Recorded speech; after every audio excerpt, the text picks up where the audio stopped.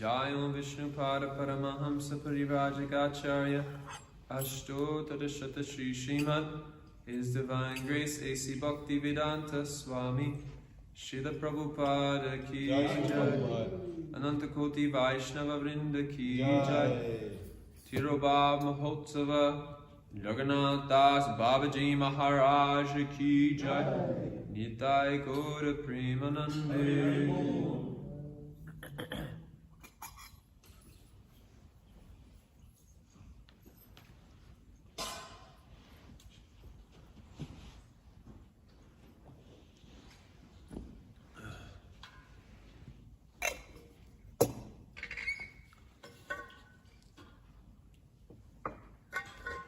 Om Namo Bhagavate Vasudevaya. Om Namo Bhagavate Vasudevaya. Om Namo Bhagavate Vasudevaya. Om Namo Bhagavate Vasudevaya. Om Namo Bhagavate Vasudevaya. Om Namo Bhagavate Vasudevaya. Narayanam Namaskritya Naram Shaiva Narottamam Devim Saraswatim Vyasam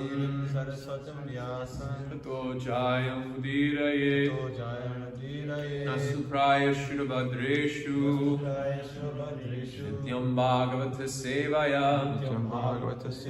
Bhagavati Uttama Shloke Bhaktir Bhavati Naishtaki Nartho Pasanam Sakshat Bhakti Yogam Zahoksaje Lokasya Janato Vidvams Chakri Satbhava Samhitam Yasyam Vaishriyamanayam Krishne Paramapurushe Bhakti Upadyate Pumsam Shokamoha Bhayapaha Yaswanubhava Makila Shruti Saranekam Adyatmandipam Atiti Shatam Tamanindam Samsarinam Karunaya Purana Guryam Tam Vyasasunam Upayami Guru Muninam. We are reading from the Srimad Bhagavatam, 11th Canto, Chapter 14, text number 16.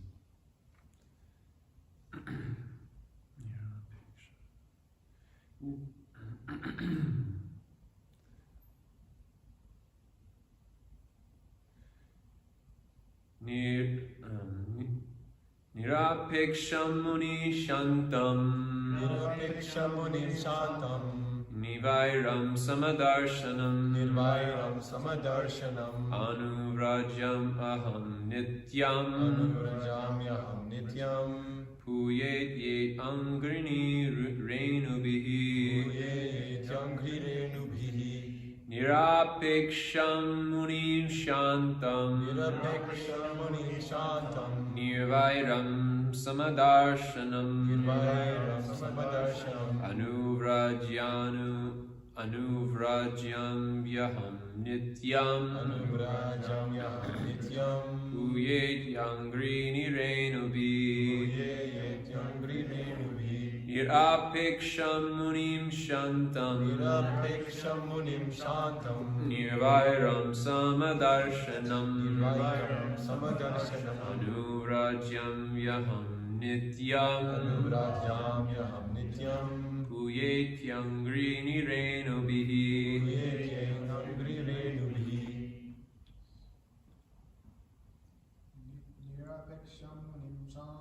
Nirapeksham Munim Shantam Nirvairam Samadarshanam Anuvrajyam Nityam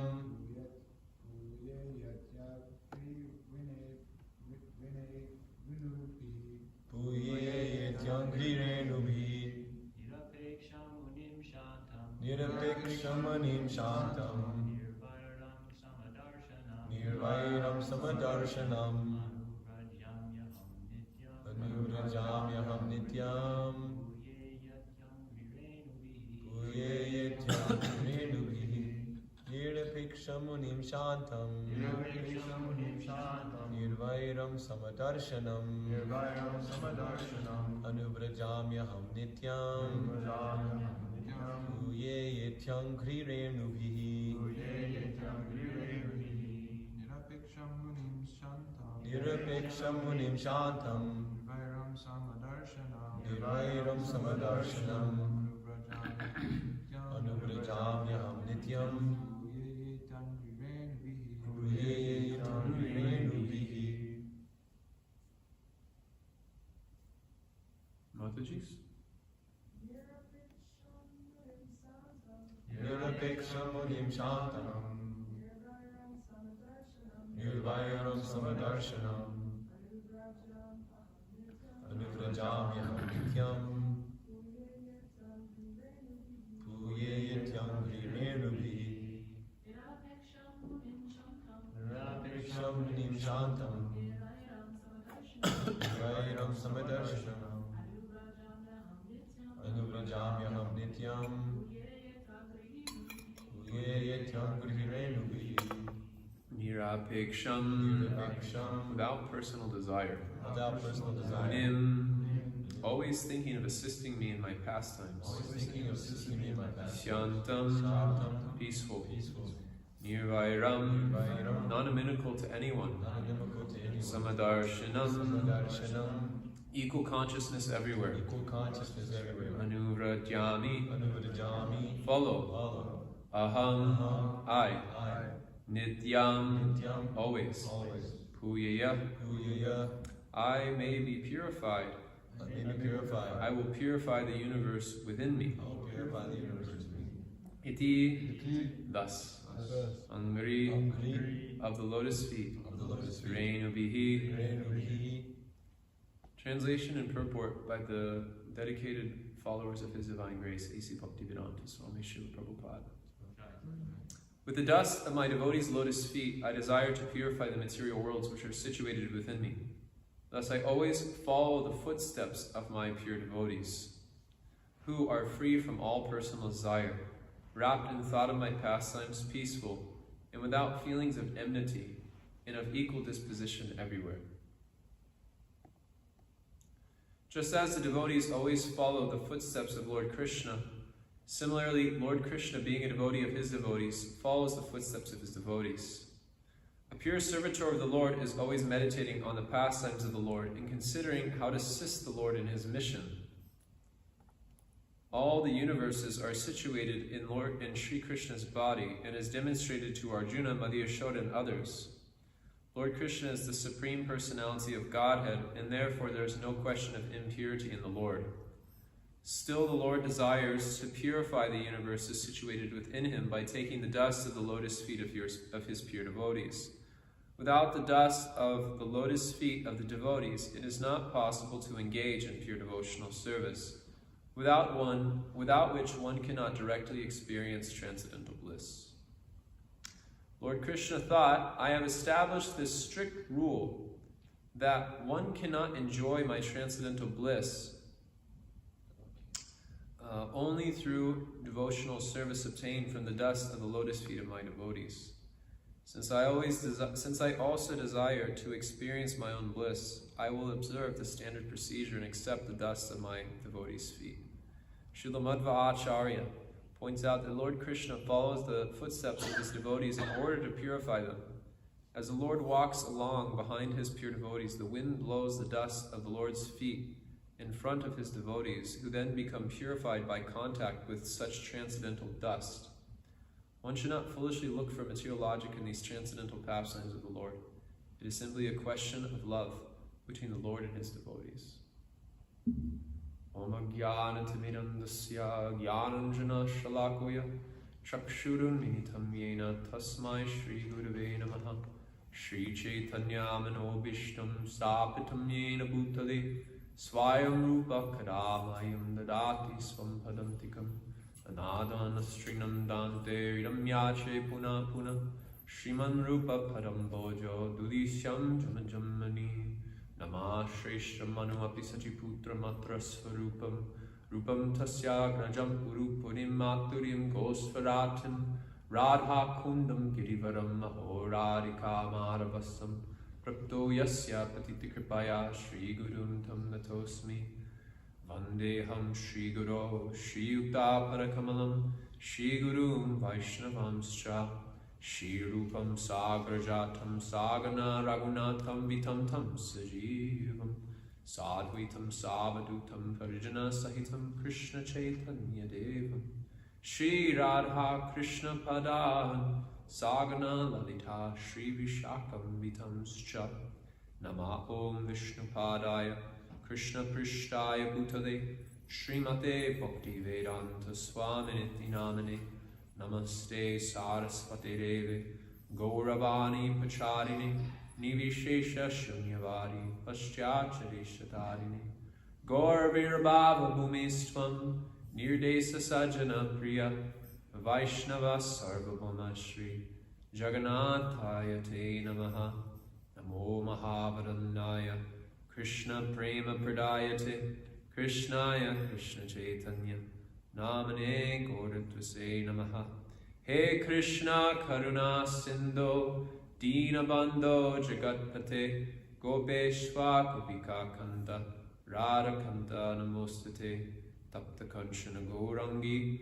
Radhe Vrindavaneshwari Rishabhanu Sute Devi Pranamami Hari Priye Vansha Kalpatarumbischa Kripa Sindura Evacha Patitanam Pavanebhyo Vaishnavebhyo Namo Namaha Jaya Shri Krishna Chaitanya Prabhu Nityananda Shri Advaita Gadadhar Srivasadi Gaura Bhakta Vrinda Hare Krishna Krishna Krishna Hare Hare Hare Rama Rama Rama Hare Hare Durgame Patiminantasya Sakalat Paragatir Mahur Swakripa Yasidanena Santa Sanvavalambanam Pratishta Rajavir Vandam Kamadyer Vartmapati Vihi Chitpataha Smaranantas Tannag Hare Patumam Bataha.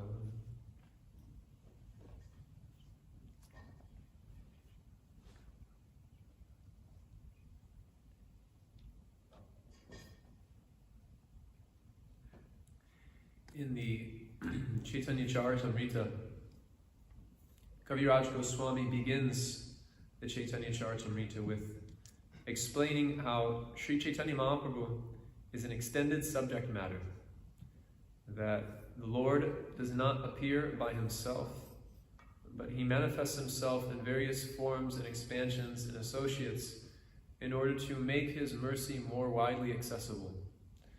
Vande Gurum Isha Bhaktam Isham Ishvaratarakam Tat Prakasha Satak Shaktir Krishna Chaitanya Samjikam. He specifically mentions 5 features of the Absolute Truth, which is the Supreme Personality of God in himself, the Son and Bonum of all truth, the Tattva Vastu, Krishna himself as coming as Sri Chaitanya Mahaprabhu. And then there is Sri Nityananda Prabhu, who is non-different from Krishna, but is functioning as the Supreme Personality, Servitor Godhead. And we see in the mood of Nityananda Prabhu, in practically all pastimes of the Lord, Nityananda Prabhu, that tattva, it will take on the mood of a particular incarnation. We see that in the pastimes of Lord Ramachandra, Maryada Purushottama, Lakshmana was simply trying to assist Ram in his pastimes with Mother Sita in defeating Ravana. And then in Krishna Lila, when Krishna comes as a Lila Purushottama, displaying wonderful, sweet pastimes with his loving devotees, Lord Balaram also takes on that mood. And Krishna deals with unwanted elements in a very particular way. Paritranaya sadunam vinashaya chadushkritam dhammasamsartha arthaya sambhavami yuge yuge. And he comes to protect his devotees and to annihilate the miscreants. And while annihilating the miscreants, Lord Balaram takes on the mood of Krishna, which is, he likes to get in some fights. So we see Krishna gets in fights with Kamsa, kills Kamsa, he kills various different types of demons, And Lord Balaram takes on that same mood. Lord Balaram kills Pralambasura. Lord Balaram punches the king of Kalinga in the face, knocks out his teeth. And Balaram takes on that chivalrous spirit which is present within Krishna. But when we see the pastimes of Sri Chaitanya Mahaprabhu coming as Prem Purushottama, the pastimes of Sri Chaitanya Mahaprabhu, in comparison with the pastimes of Krishna, they're actually non-different from each other. The pastimes of Krishna are in the mood of Madhurya, and the pastimes of Sri Chaitanya Mahaprabhu are in the mood of Audurya. The only difference between the pastimes of Krishna and the pastimes of Sri Chaitanya Mahaprabhu is the pastimes of Sri Chaitanya Mahaprabhu are made accessible to the entire world throughout the 10,000 period of Kali Yuga, in which after Sri Chaitanya Mahaprabhu appears. Adyapi Kare Lila, Kare Gora Roy, Kona Kona Bhagyavane, Deki Paraboy. Don't think that the pastimes of Sri Chaitanya Mahaprabhu ended when he left the planet, but rather the pastimes of Sri Chaitanya Mahaprabhu are taking place right now. So we see in the pastimes of Sri Chaitanya Mahaprabhu, Lord Nityananda adopts the mood and sentiments of Sri Chaitanya Mahaprabhu.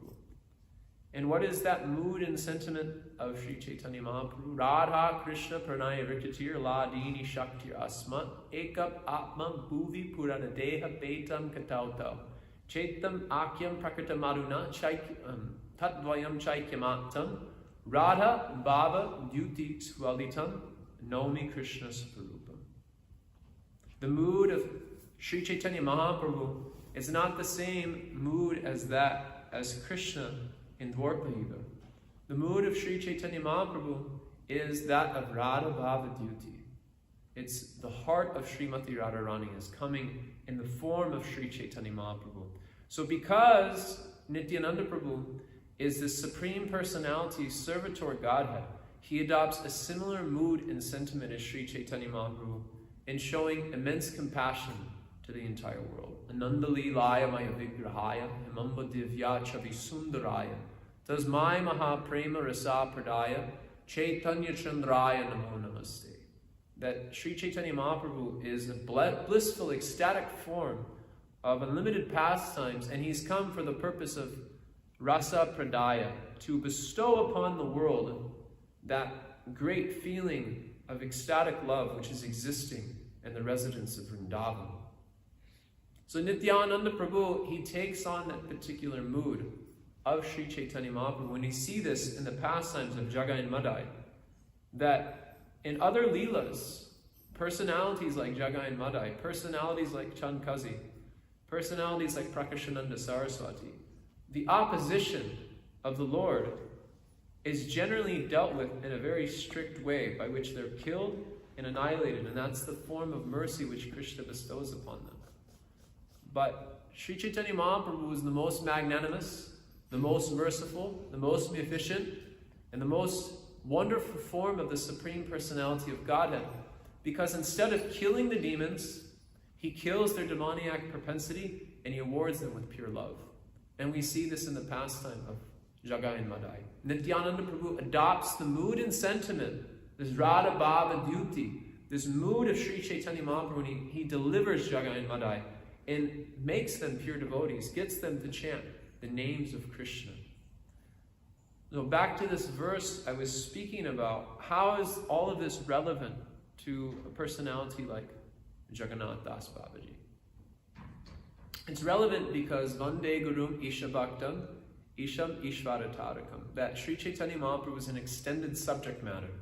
So how Sri Chaitanya Mahaprabhu's mood pervades himself, it flows into the branches of his various associates as well. So it flows through the mood of Gadadhar Pandit, it flows through the mood of Advaita Acharya, and it flows through the mood of Srivas Pandit, and it flows through the mood of the gurus representing Sri Chaitanya Mahaprabhu.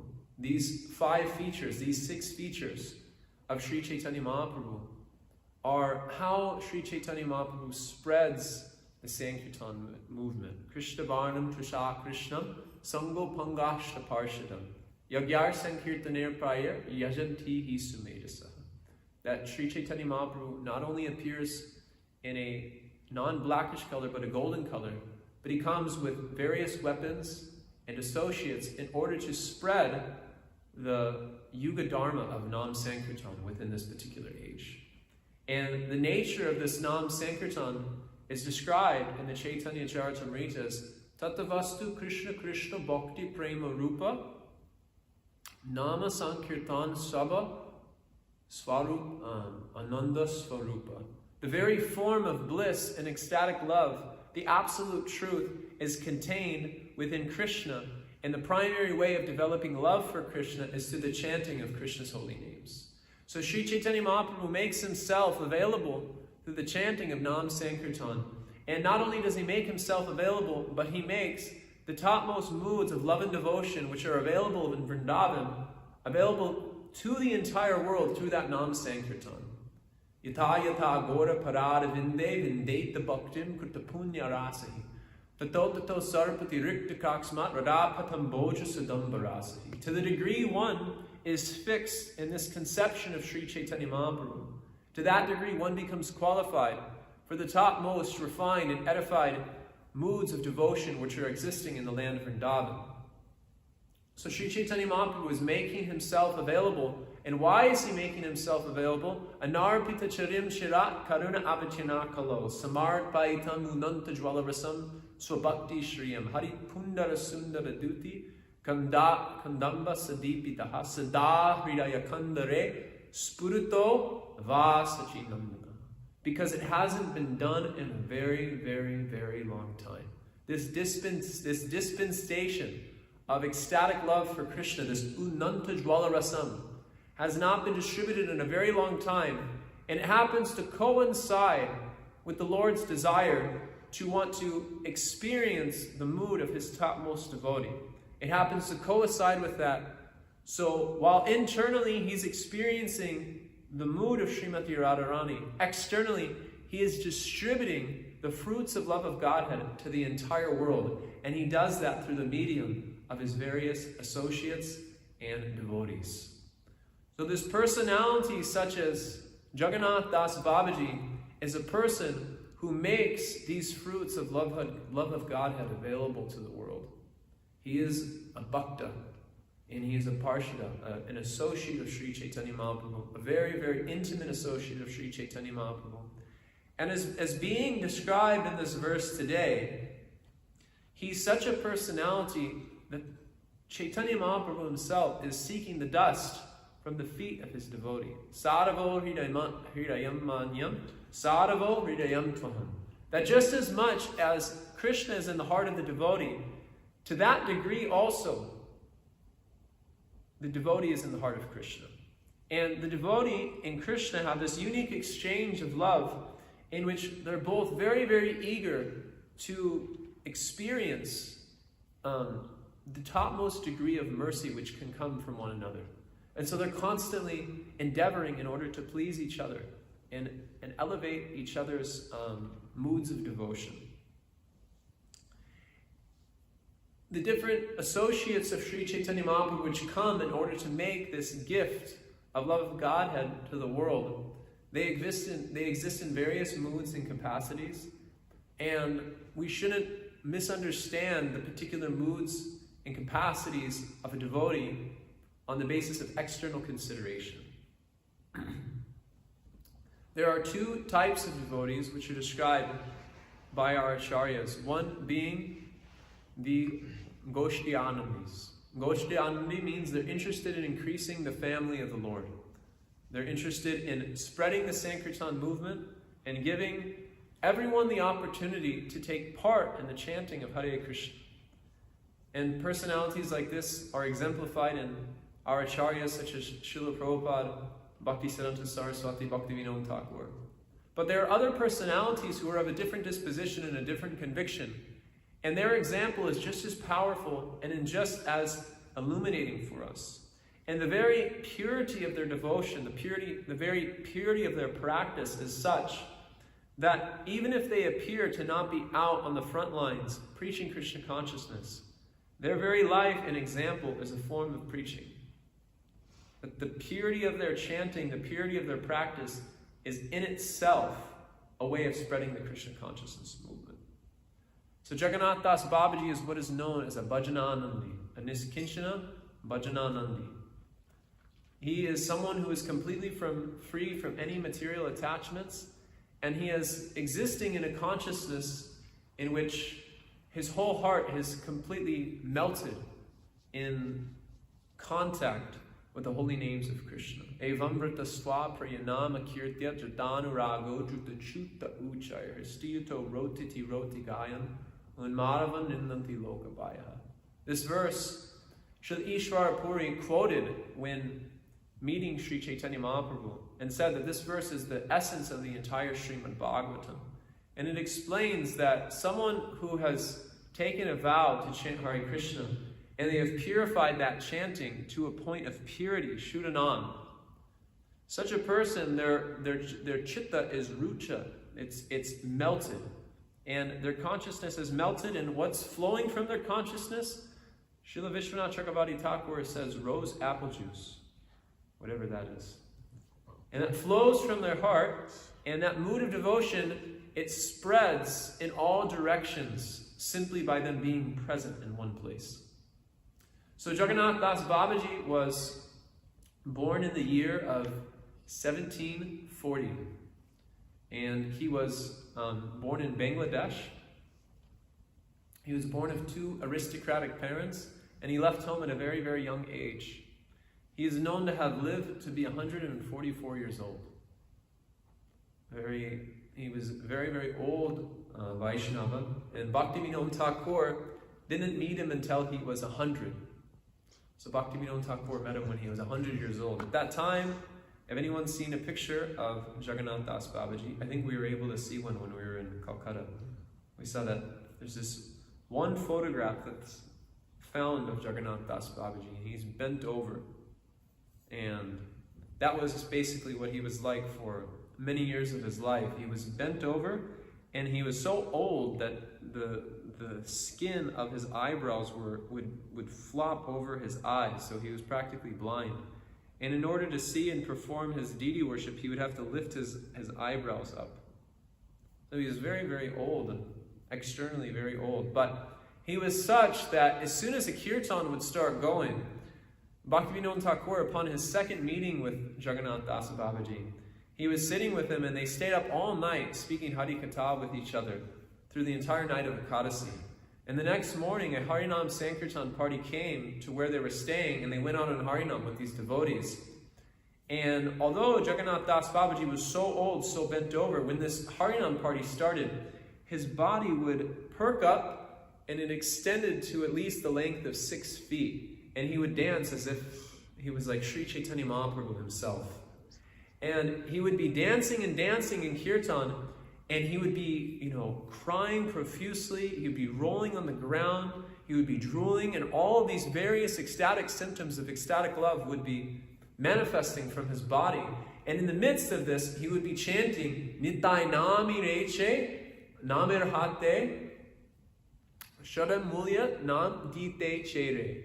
He would be saying, what kind of name has Nityananda Prabhu brought? What kind of name has Sri Chaitanya Mahaprabhu brought? He would be chanting this over and over again while he was dancing in kirtan.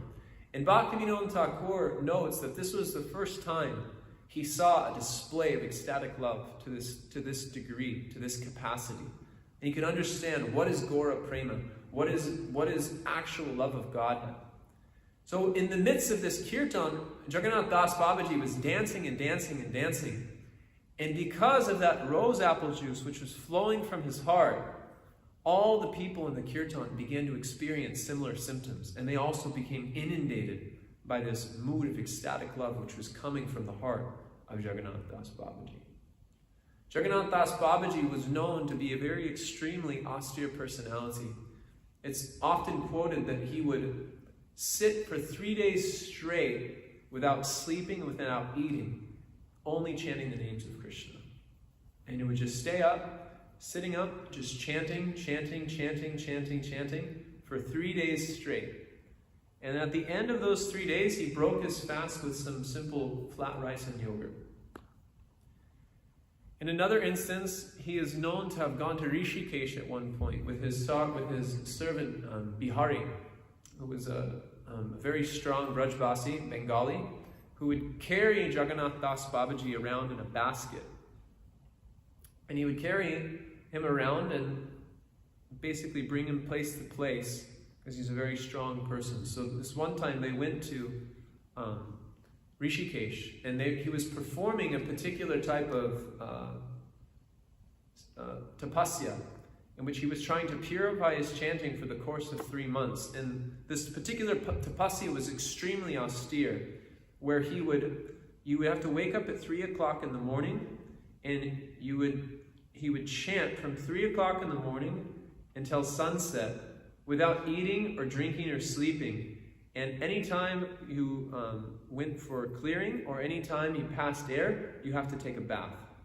And you weren't allowed to see the sunlight during this particular vrata, which he was taking. So he was just chanting and chanting and chanting. And one day he inadvertently, accidentally spoke to his assistant Bihari, and he started the entire vrata over again. He was 2 months into it, and then he spoke to his assistant, and he started the entire vrata over again, and he performed the vrata again for 3 months. And at the end of it, he said, if anyone wants to see Krishna directly, they should perform this type of vrata. Such a personality he was. Another interesting thing which Jagganatha Das Babaji often said is that in order to experience depth in our chanting, it is recommended that we chant from 3 o'clock in the morning until sunrise, and sunset until 11 p.m. at night. And he said this because he said these particular times of the day are governed by Lord Shiva. And Lord Shiva has a duty where he travels around and he observes all the different devotees to see what they're doing at that particular time. So he was saying that if one is chanting in this time, then one can receive the blessings of Lord Shiva in their chanting, by chanting in these particular times of the day. So Jagganatha Das Babaji's program was that he would travel between Vrindavan Dham and Navadvip Dham. He would spend 6 months of the year in Vrindavan, then around 6 months he would go and be in Navadvip. So he had this deity named Sonar Gauranga, which was made out of a very beautiful, beautiful brass material which appeared to be golden. And some dacoits came to try to steal it, thinking it was actual gold. But by force of circumstance, those dacoits were unable to take it, and in the morning they fled away. And Jagganatha Das Babaji, seeing this situation, said, this deity is too risky to keep around. We should send it to Vrindavan. So he sent that deity. That deity is still existing in Vrindavan. It's known as Sonar Gauranga. So he told his assistant, Bihari, you please bring me another deity that I can worship. So Bihari went on a search for a deity, and in the midst of like a straw pile, he found a tribhuj, a sadbhuj deity of Sri Chaitanya Mahaprabhu, which was given to Jagganatha Das Babaji, and Jagganatha Das Babaji worshipped that deity for many years. Then later on, he also sent that deity to Vrindavan, and that deity is also still existing in Vrindavan. Now, when Jagganatha Das Babaji developed this desire to start spending time in Navadvip, he said, I am a devotee of Gaura, so it's only fitting that I go be in Gaura's land. So he went with Bihari to the Mathura train station. Bihari carried him all the way to the train station from, I think, Suryakund. Suryakund was his place of bhajan because his Shiksha Guru, his Vaish Guru, his Babaji Vaish Guru, Madhusudana Das Babaji, that was his place of worship. And Madhusudana Das Babaji was a disciple of Uddhava Das, and Uddhava Das was none other than a disciple of Baladev Vijabhushan. So Jagganatha Das Babaji is coming in that line, coming from Baladev Vijabhushan. So when they decided to go to Navadvip, he was transported by train, and when they arrived in Bengal, he went to Ambika Kalana, where one famous Bhagavat Das Siddha Babaji was residing. And they were very close friends, and upon seeing each other, Bhagavat Das said, "Oh, my friend has come." And they embraced each other, and they fell on the ground around 10 a.m. in the morning, holding each other in a deep embrace. And this went on until 11 p.m. at night. Both of them were completely unconscious. And at one point, the assistants of Bhagavat Das Babaji were becoming a bit concerned. So they asked Bihari to do something. So Bihari started massaging the chest of Jagganatha Das Babaji and chanting the Hare Krishna mantra. So in the midst of these ecstatic exchanges between two associates of Sri Chaitanya Mahaprabhu, the devotees around were completely mesmerized by the love and devotion coming from Jagganatha Das Babaji. Jagganatha Das Babaji then was going to go by bullock cart to Navadvip. When he arrived in Navadvip, Bihari said, should we arrange a place to stay in an ashram? And he said, no, we'll sleep underneath a tree. So they went to a tree, and this tree is known as the Siddhabakul tree. And this tree is still there, and Jagganatha Das Babaji would sit there and chant and chant and chant, and eventually he was able to commission the help of Bhaktivinoda Thakur to build some type of concrete veranda for the people who would come and visit him. Jagganatha Das Babaji was very strict about who he associated with. There was a Bhagavat reciter living in Navadvip, performing Bhagavat Saptahas, 7-day recitations of the Srimad Bhagavatam. While he was performing these Bhagavat Saptahas, he noticed that none of the Babajis of Navadvip who were associated with Jagganatha Das Babaji were coming to hear from him. So he went to Jagganatha Das Babaji once and he asked him, why do you not come to hear from me? And he said, it's duplicitous to speak the Bhagavatam for the purpose of making a living. And this person was so moved by the purity of Jagganatha Das Babaji that he gave up that profession and he went to Vrindavan and he became a very humble, simple Vaishnava living in Vrindavan.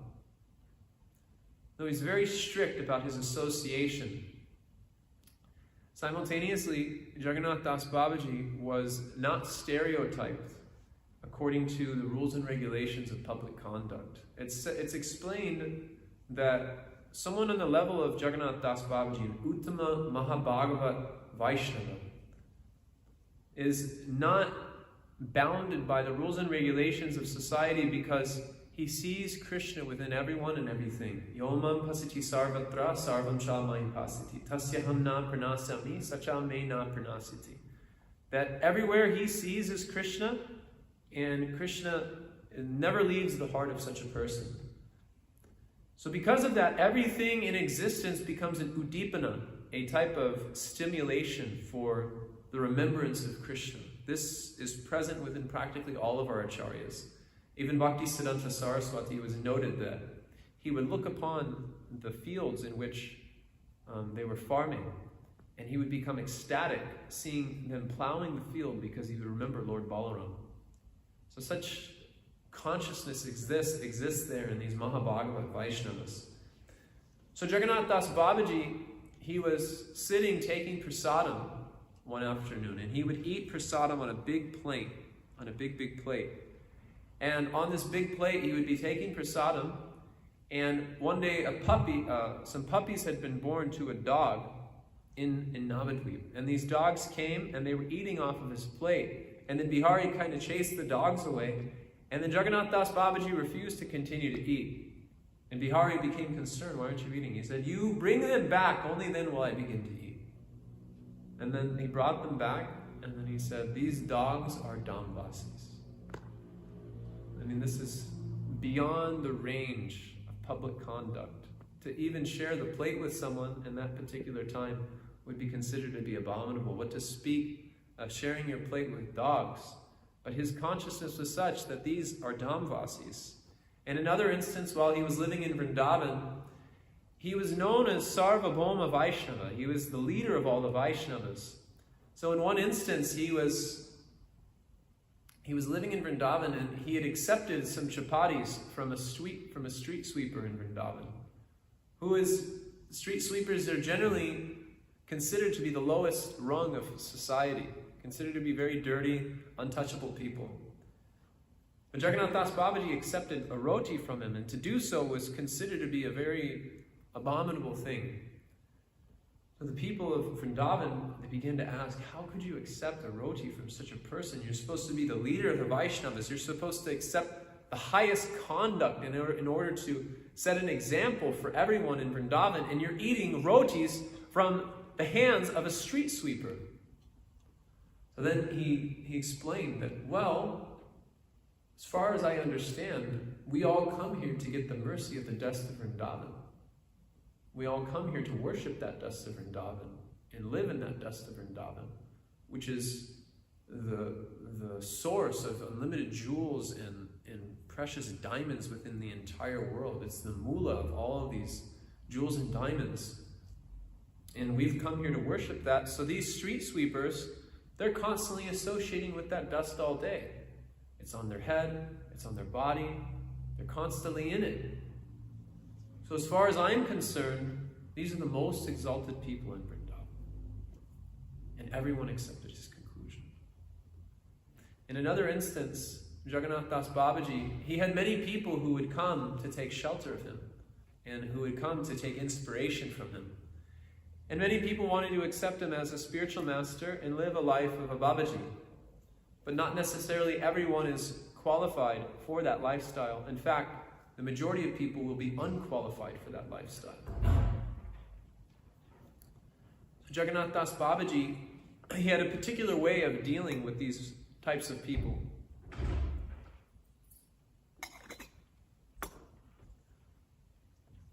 And so he had a group of boys come and take shelter of him. And in this particular instance, he would engage them in serving in the garden. And for hours and hours and hours. And many people would come and they would go because how hard he would work them. And then one day someone asked him, why are you working these boys so hard? Why don't you just give them initiation and engage them in Krishna service? He said, I am engaging them in Krishna service. But their minds aren't pure enough in order to chant the holy names of the Lord constantly.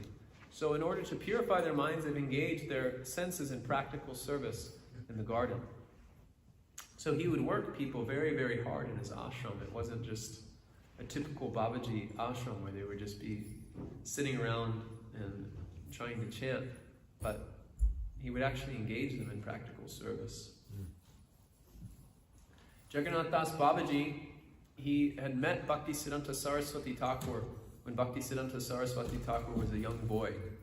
And by the age of 12, Bhaktisiddhanta Saraswati was known to master the science of astrology.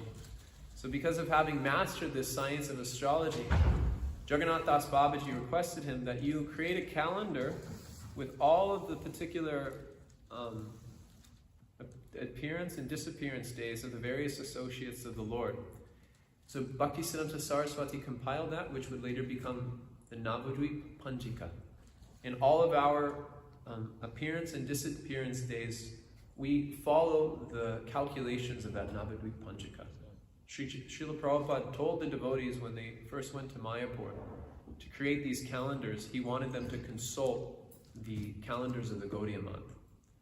And that the Gaudiya month calendars is that Navadvip Panjika. So Jagganatha Das Babaji was the cause of that. The most famous pastime of Jagganatha Das Babaji is mentioned in his pranam mantra. Gauravira Bhava Bhumestvam Nirdesa Sajanapriya. Gauravira Bhava Bhumestvam. The place of Sri Chaitanya Mahaprabhu's, his Abhirabhav, is in Navadvip Dham. This particular instance which took place set the foundation for the movement of the Gaudiya Math and eventually the movement of ISKCON, the preaching of Srila Prabhupada. Because at that particular time in Navadvip, there are two sides of the river. Anyone that's been to Mayapur knows that there is the eastern side of the river, which is where the Mayapur Chandradoya Mandir is currently now. And on the other side of the river is Kuliagram, which is where Dameshwar Mahaprabhu's deity is. And in order to get to that, you have to take a boat. So one is on the western side, and one is on the eastern side. What is currently known as Navadvip was not previously known as Navadvip. What was previously known as Navadvip is now known as Mayapur on the eastern bank of the Ganga. So Srila Bhaktivinoda Thakur had a vision when he was staying in Navadvip with one of his nephews. He was staying in a dharmashala in what is now known as Navadvip, at a dharmashala, and he had a vision across the river of this beautiful Adbhuta Mandir, which he felt indicated the appearance place of Sri Chaitanya Mahaprabhu. There was a glowing light. So he had this vision. So Bhaktivinoda Thakur started to research various scriptures and started to research various, local documents, and also started interviewing different residents of Mayapur on the eastern side of the Ganga. And he came to the conclusion he found a particular property which is owned by some Muslims, and when he approached the Muslims for purchasing the land, the Muslims said, yeah, you can have it. It's practically useless. There's just a bunch of snakes and tulsi. So Bhaktivinoda Thakur took this, that the place was protected by Ananta Shesh in the form of the snakes, and Tulsi Maharani was indicating that this is as an appearance place. So they said, nothing grows here except tulsi. So the Muslims considered it completely useless.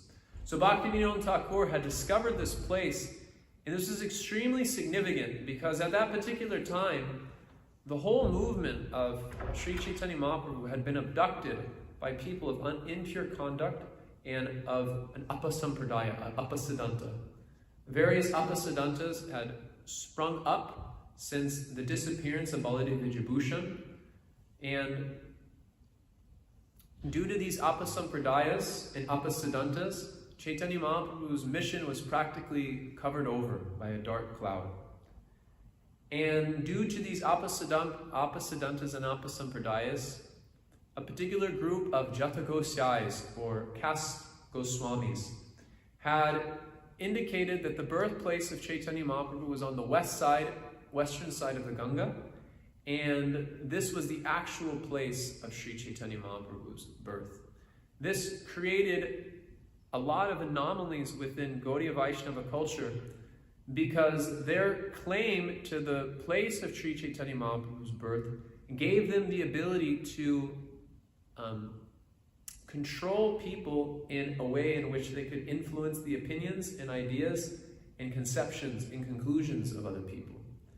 So people taking shelter of them and taking shelter of that place were just being guided into more and more chaos and confusion due to the misdirection of these Jata Gosyais. So Bhaktivinoda Thakur is discovering this proper place of Sri Chaitanya Mahaprabhu's appearance would potentially completely redirect the attention of the public towards a bona fide siddhanta and a bona fide sampradaya. So it was a very significant potential discovery that Bhaktivinoda Thakur had at hand. So in order to confirm that this was actually the appearance place of Sri Chaitanya Mahaprabhu, he brought Jagganatha Das Babaji, and he brought a Harinam Sankirtan party. And Bihari writes in an interview which he did with the Gaudiya magazine, or he gives an account, he doesn't write, but he gives an account which was written in the Gaudiya, that it was as if seeing Chaitanya Mahaprabhu's pastimes reappear on earth when they were going to this place.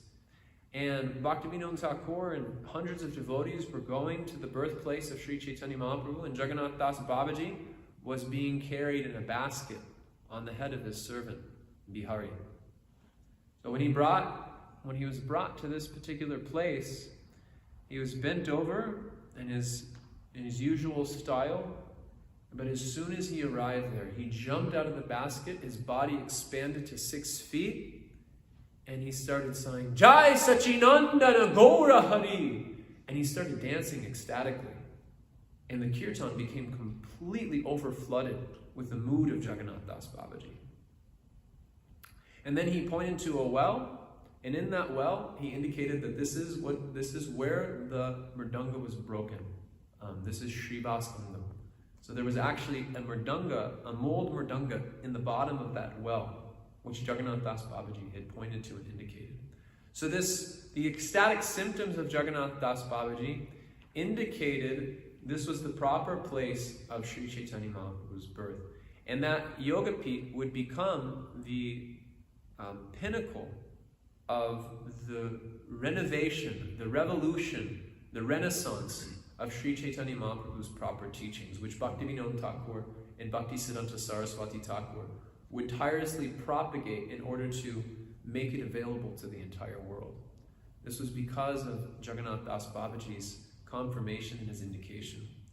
So what we can learn from Jagganatha Das Babaji is that no matter how out of place the movement of Sri Chaitanya Mahaprabhu may seem, no matter how off course Sri Chaitanya Mahaprabhu's movement may seem, we should understand that for the next 10,000 years, Adyapi Kari Lila Kari Goraroy, Kona Kona Bhagyavane Deki Baraboy, that Chaitanya Mahaprabhu's pastimes, they are taking place, and they will continue to take place. And they will make themselves available through the proper medium of reception. It's just like if you have a shower, and the shower, you have like all the fixtures, and you have everything in place, you have all the pipes in place, but you don't have water connected to the shower. Although the form may be there, unless you have water running through it, then that shower is rendered completely useless. So in the same way, there may be institutions, there may be sanghas, there may be groups, but Sri Chaitanya Mahaprabhu will make himself present, and he will give empowerment to those particular groups which are in alignment with the bona fide Guru Parampara. It's not that the Guru Parampara can be institutionalized. It's not that the Guru Parampara can be isolated to a particular group or a particular institution, but the Guru Parampara flows through the shiksha. It flows through the instructions, and it flows to the people who actively make an effort to apply those instructions in their life sincerely with surrender and dedication. So Jagganatha Das Babaji is an emblem of what preserves the Guru Parampara. And what preserves the Guru Parampara is this complete dedication and wholehearted focus on serving Sri Chaitanya Mahaprabhu through Nam Sankirtan. Not Nam Sankirtan which is performed in an offensive way, and not Nam Sankirtan which is performed in a clearing disposition, Nama Bas or Nama Parad. What makes the Parampara flow and continue on into the future are those people who on the lips of their tongue, or on the tips of their tongue, the pure holy name of Prema Sankirtan is emanating from their hearts and from the very depth of their being. Those people who are purely chanting the holy names in the service of Sri Chaitanya Mahaprabhu, those people who have edified themselves and undergone the proper process of purification to be awarded with that pure name of Krishna, those people will be the ones who will carry forth the flow of Sri Chaitanya Mahaprabhu's ecstatic Sankirtan movement. So on this day, we can meditate on how we're aligning with the shiksha of this Bhagavat Parampara, how we're aligning with the ultimate conclusions of that Bhagavat Parampara, and meditate on what is it that we need to do in order to make ourselves recipients of that pure name of Krishna. Because we may be out preaching, we may be out doing service, we may be doing so many different activities, but ultimately we have to see how much are we actually purifying our chanting? How much are we actually overcoming offenses? And how much are we actually developing a genuine, deep attachment for the mission of Sri Chaitanya Mahaprabhu? Not just as an external formality, but as an internal, genuine attachment from within the heart. A fixed attention.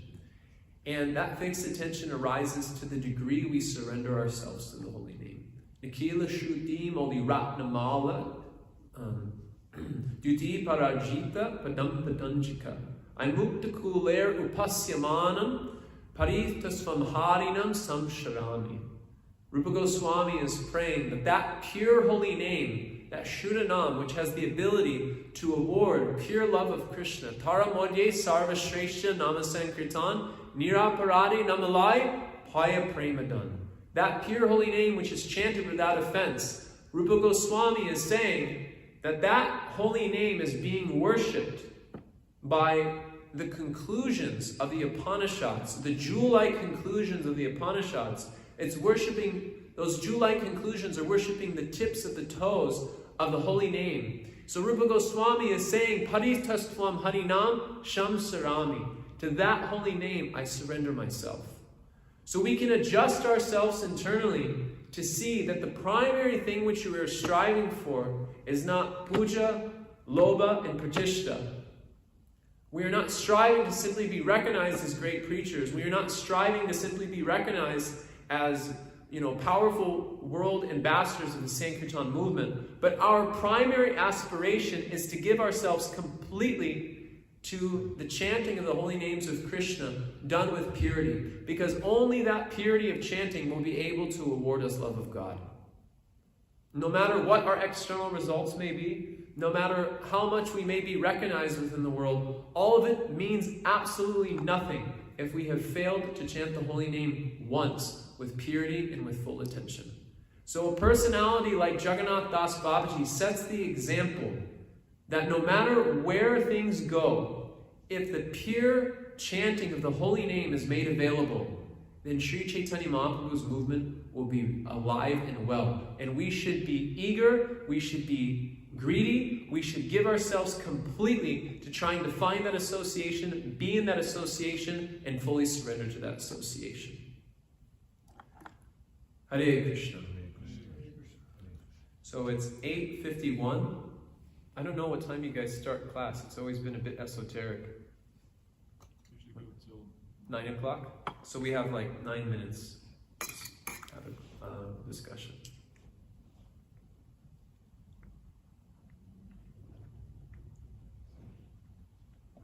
Questions or reflections?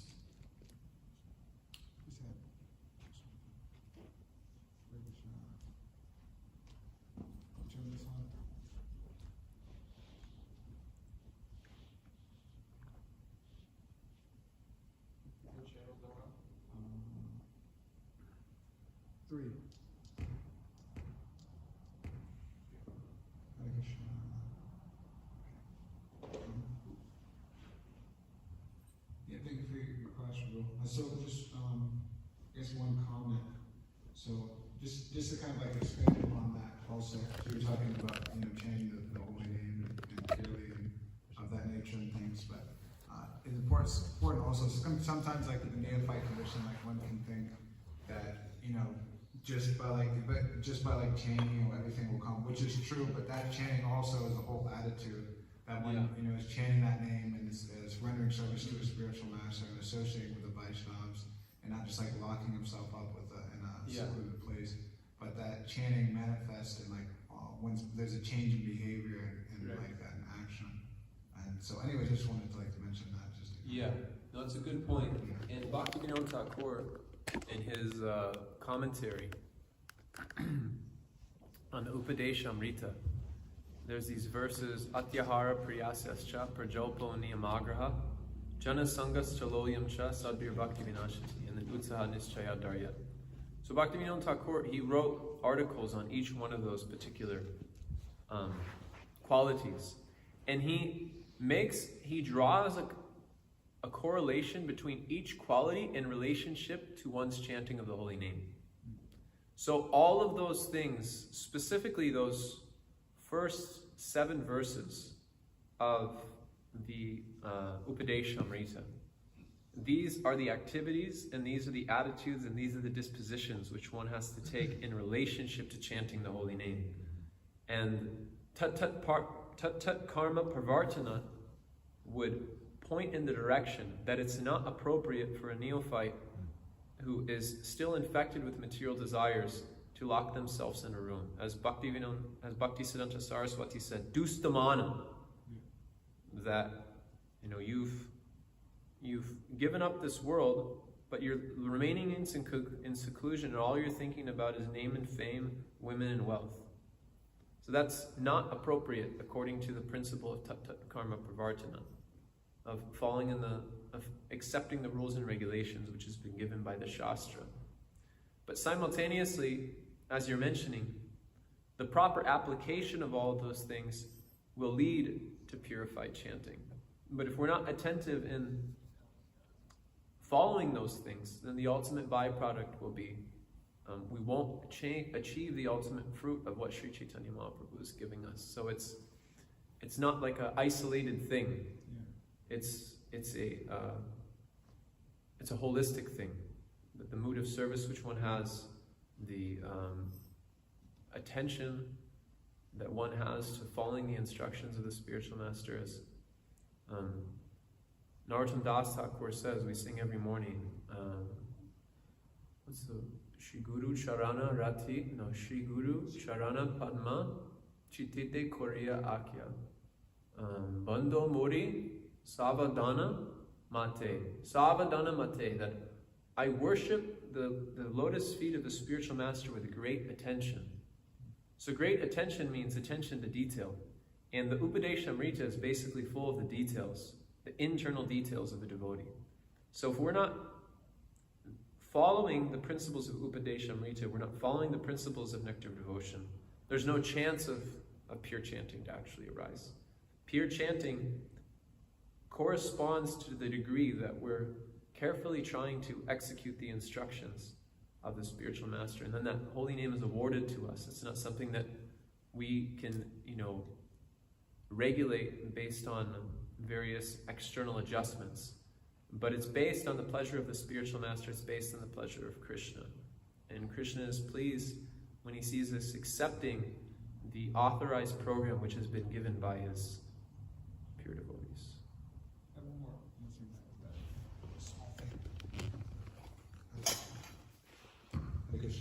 But I was with my spiritual master one time in Europe, and he was meeting with one senior disciple, a god sister of mine. But just to make it short, but he was talking about that, and I've thought about that, and I'm still thinking about that. But this Sharanagati by Bhaktivinoda Thakur, all those different aspects of like surrender, they culminate in the chanting the name purely. Bhaktivinoda Thakur leads to that. And so anyways, that has to be studied, but within there's so many things. His humility and like understanding his birth and forgetting Krishna, and then, being thankful for like the devotees and Sri Chaitanya Mahaprabhu when it goes, and the Vaishnavas, and there's so many things, and then the Guru, and then that hankering for that. But then anyways, it culminates in that last song, which, the pure name of Krishna fully manifests. So anyways, he was speaking about that and making that point that Bhaktivinoda Thakur, this Kavi Hobi, he's hankering for that, and then that fully manifests in the last song, and full surrender. So.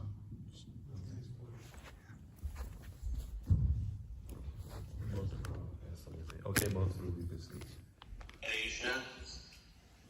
Yes, Prabhu. My obeisance is most good. My obeisance is Hare Krishna. Thank you for giving class on nutritional life.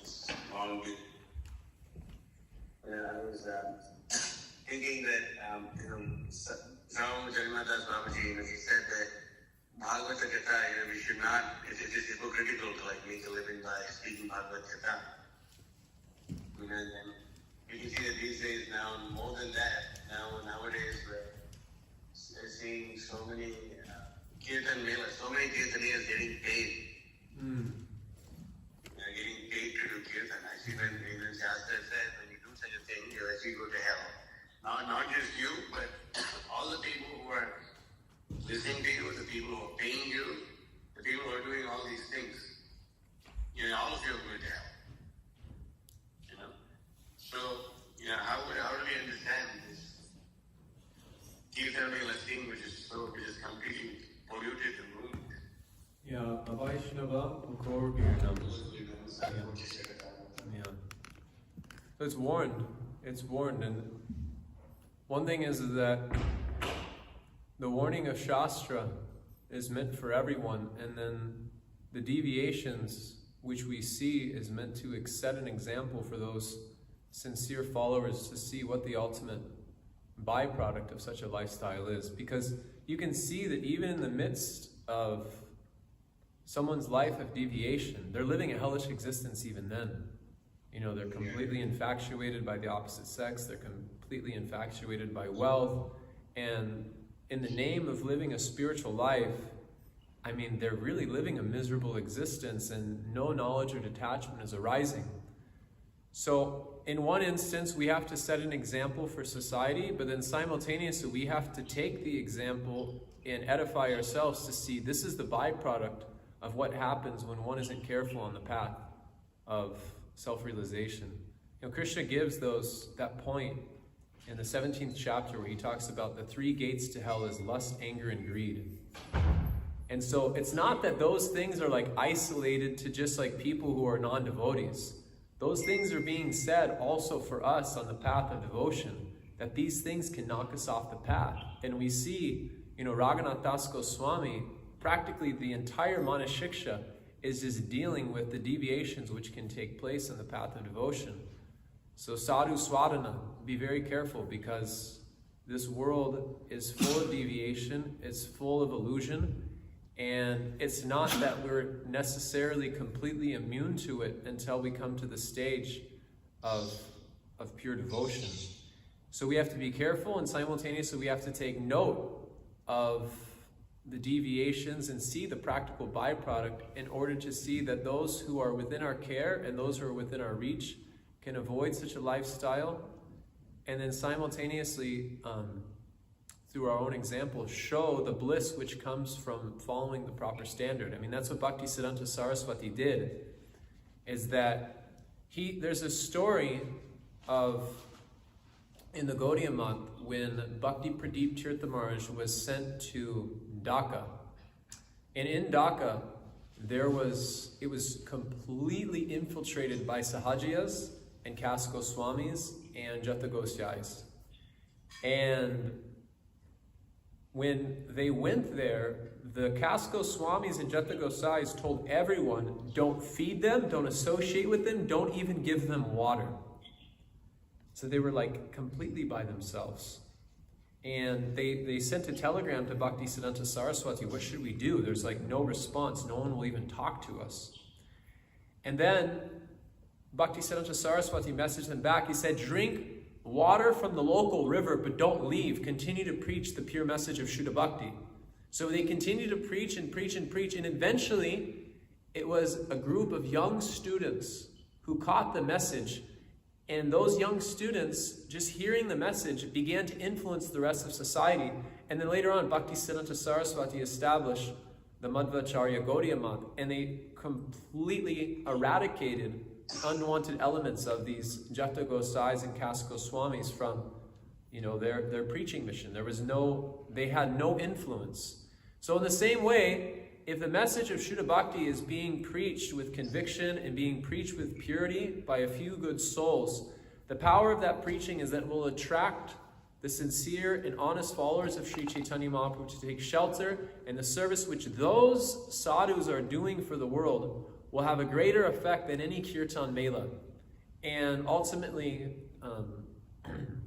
what's that word? The truth, the axiom, the truth will prevail. Satyameva vijayate. The truth will prevail.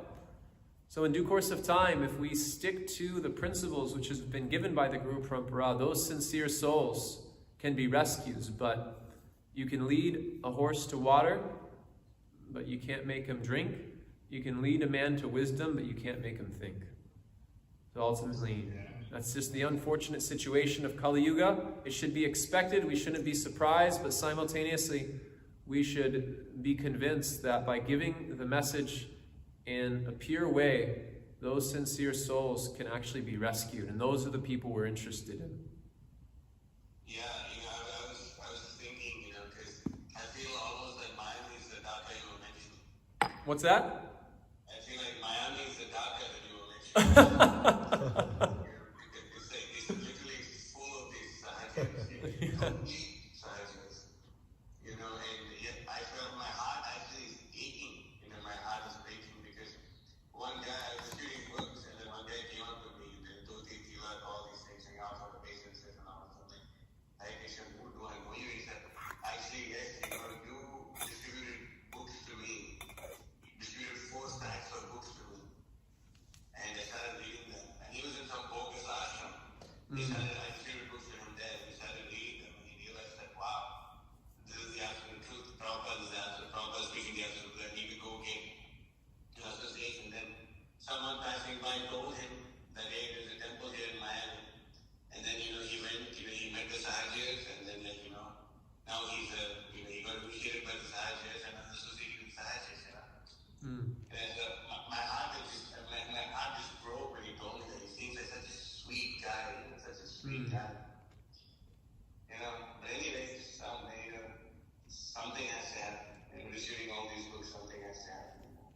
Yeah, one thing is, I mean, when you're mentioning that is, you know, simultaneous to distributing books, there has to be facility, there has to be hattas made available so people can take shelter of the pure lifestyle.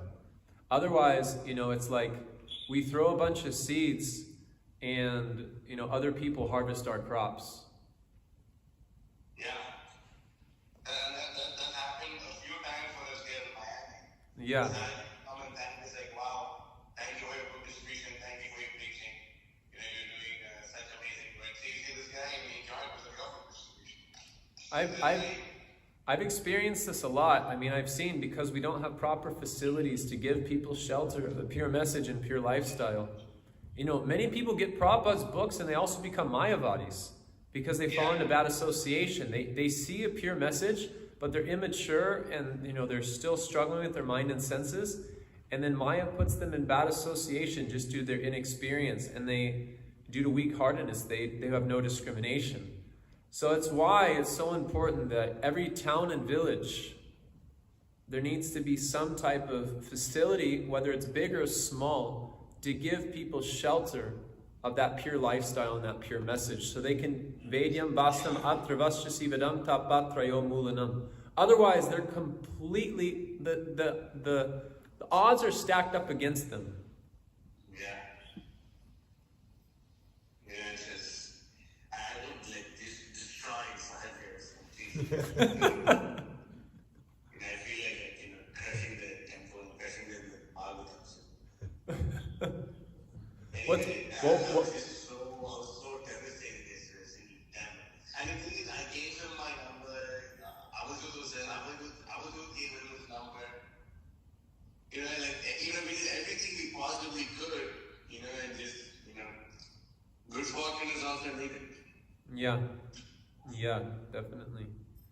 Well, as you always say, you're quoting that quote from Bhaktisiddhanta Saraswati that you have on your locker, that the only, what was it? You know it better than me. Only by building ideal life and national books in the message of Bhakti permanently remain in sphere. Yeah. You know, and another way, you know, I look at it also is, you know, these, maybe this life all has just ideas as long as it's not offensive to the devotees. They'll get a chance to associate properly with these life.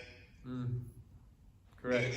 You know, you won't believe all these sahajis, all the big time sahajis, all of the distributing books, all of them came and offered obeisances to me. Not like I'm some big sadhu or anything, but, you know, it's like at least they have respect, not much respect, you know. And you know, they frankly come and tell us actually what you're doing is the real thing. Yeah, that's to their credit.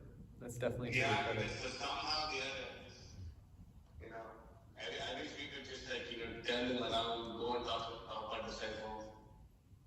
Well, it'd be really revolutionary if in the midst of that Sahajiya Mecca, that Krishna Life had an outpost there, preaching the pure message. I'm telling you, Krishna Life Miami.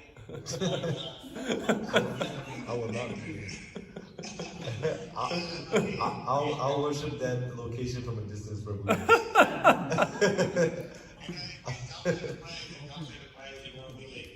a single Mataji, there's not one Mataji who did such observations. Oh, Krishna. Bless me. I was saved, you know, somehow Krishna saved. Thank you. Yeah. That's all. Thank you. Thank you very much, Prabhu. Hare Krishna. Yeah. There's one letter by Prabhupada in the early days, but he makes an interesting point, but I'm paraphrasing, I don't know the exact letter where it is, but he says something along the lines of like, you know, he could have like spoken here and spoken there, but unless like, you know, he actually had like a place that it wouldn't have there wouldn't, I don't want to say there wouldn't be much of an effect, but he was placing more emphasis on having like a place where people could come and learn than just kind of like speaking here, speaking there, like how he was in the beginning. He was saying that was like needed in order like to establish Krishna consciousness. Yeah. Just because we were talking about that. He said it's something along the lines that we can just sit under a tree and we're fine with that, but the public won't be okay with that. Yeah, and there's a specific letter like he wrote when he was in New York in those days, like saying something along those lines. But it's interesting actually because I mean, Srila Prabhupada taught us Vaishnava. I mean, he speaks so much potency when he speaks, but even he's like saying that like, in order to like spread it properly, a place is needed for people to come and learn. So, Yeah, people need their habitat, which they can take shelter of. yeah. Okay. Anything else? Babaji's anything? I have one like small technical thing. Just a question about regarding how you were saying that what's known as Navadvip now wasn't previously known as Navadvip before. Yeah, Specifically, Sri Mayapur Dham was unmanifest. so what was Navadvip is what is now Mayapur. What was People were living in Mayapur, but Mahaprabhu's birthplace, it was never conceived that it was there. Although some locals, like amongst rumors, said that it was there, and the Bhaktivinoda Thakur had interviewed them. But the general populace were taking shelter of Jata Gosais and Kas Goswamis in Navadvip on the western bank of the Ganga. I mean, it was such a ferocious atmosphere that Bhaktisiddhanta Saraswati was attacked on Navadvip Mandala Parikrama. But that attack actually came into the favor of the Gaudiya Math later on. I mean, he was attacked with like, bricks and bats, and many devotees were hurt, women and children also. So it was a very tense atmosphere. Actually, we can't really conceive of how tense the time of Bhaktisiddhanta Saraswati and Bhaktivinoda Thakur was. What they were doing was really, really going against the grain of the common parlance of what was Gaudiya Vaishnavism. They were really, really going against it. Bhaktivinoda Thakur in a bit of a more trying to accommodate and bring people in. Bhaktisiddhanta Saraswati in a very exacting and drawing the line and being very clear way. But the mood was the same. Bhaktivinoda Thakur amongst his own associates was quite direct, but amongst his public he was generally trying to accommodate, but he gave the blessings to Bhaktisiddhanta Saraswati. This method isn't working. You go, he said, you preach the truth, and no matter who tries to muzzle you, your mouth will not stop speaking. He gave them that blessing after the debate that he performed, that he did with the Kas Goswamis about the Brahmana and Vaishnava. So we can really not understand how tense that was to create that birthplace and the significance it played in really establishing the proper teachings of Sri Chaitanya Mahaprabhu again. Because prior to Bhaktivinoda Thakur, Jagganatha Das Babaji, and Bhaktisiddhanta Saraswati and Gorkishore Das Babaji, Navadvip was very much covered over. The Goswamis had developed Vrindavan, so people knew about Vrindavan, but Navadvip itself was very undeveloped. So Bhaktisiddhanta Saraswati and Bhaktivinoda Thakur, they really are given immense credit for revealing that. And before them, there was really no clear understanding of what really was Navadvip exactly? Not to the degree that we have now. It may have been known amongst a few people, but it was very much covered. Very much covered. Bhaktivinoda Thakur and Bhaktisiddhanta Saraswati, they revealed the Dham in a very extraordinary way by making facilities, by building roads, by creating a post office. Bhaktisiddhanta Saraswati established a post office in Mayapur. That's a significant thing because it makes it a place where people can come and live and practice Krishna consciousness. Hare Krishna. Mataji has a question or a comment?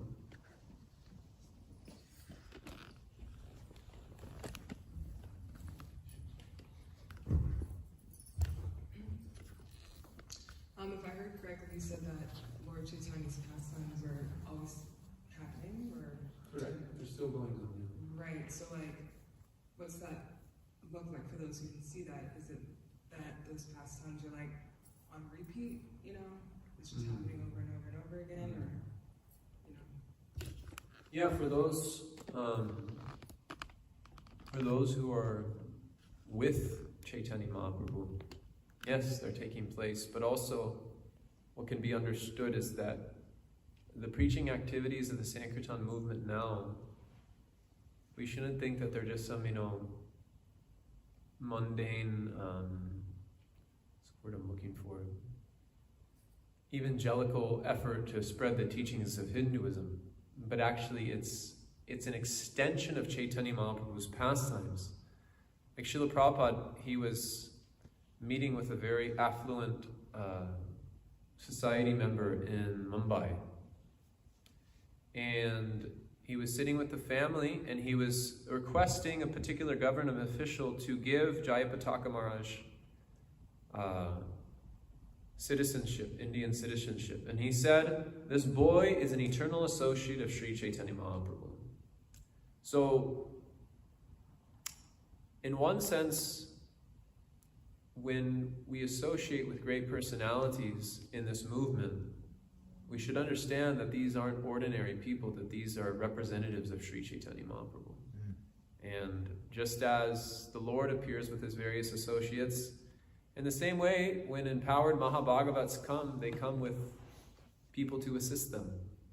And those people aren't ordinary people. So these branches of the Chaitanya tree, all of these things are part of Chaitanya Mahaprabhu's pastimes. And Krishna Life Atlanta is Chaitanya Mahaprabhu's pastimes. So we can take shelter in them. So it's two things. It's happening in like a really relatable way, and it's also happening in a bit of a elevated way for those people who are qualified. They're actually perceiving Mahaprabhu's pastimes. Like Bhaktisiddhanta Saraswati, when he was in Mayapur, there was this pastime where he woke up one of his disciples and he said, "Do you see them? Do you see them? Panchatattva is dancing down the road." And he brought his disciple out, and there was Panchatattva performing their pastimes there. I'm sorry, which acharya? Bhaktisiddhanta Saraswati. Wow. And he was seeing the pastimes of Chaitanya Mahaprabhu happening in Mayapur. Wow. And there's many other accounts where devotees are seeing the pastimes of Chaitanya Mahaprabhu in Mayapur. It's not that those pastimes have stopped. They're eternally going on there.